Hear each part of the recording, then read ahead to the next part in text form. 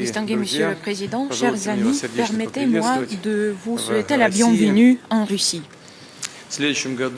L'année suivante, nous allons célébrer le 55e anniversaire de nos relations diplomatiques qui ont été établies, si je me rappelle bien, en 1972. Nos relations ont été toujours stables et maintenant je peux constater que Madagascar est un des partenaires importants de la Russie en Afrique. Monsieur le Président, je voudrais commencer notre réunion par les mots de condoléances à cause de deux cyclones après lesquels plus de 270 000 de personnes ont été touchées. Est-ce que vous entendez l'interprétation? Vous attendez? C'est bien.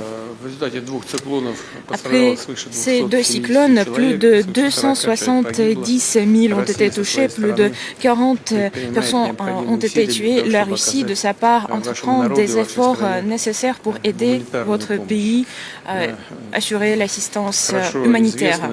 Il est bien connu que votre gouvernement fait tout le possible pour améliorer la situation dans le pays en général et vous avez de bonnes perspectives ici pour renforcer les relations bilatérales dans le domaine politique.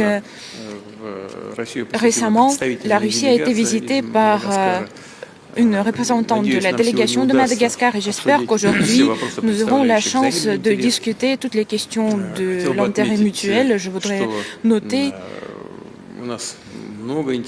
que nous avons beaucoup de volets à coopérer, l'agriculture, l'exploitation minière, médecine, énergie, éducation, géologie, santé publique. Les gens de votre pays font leur formation dans l'université russe. Plusieurs ont déjà fait leurs études et nous sommes prêts à développer ces relations humanitaires au futur et travailler avec vous dans les plateformes internationales, y compris à l'ONU. Monsieur le Président, nous sommes très ravis de vous voir à Moscou. Je vous souhaite bienvenue.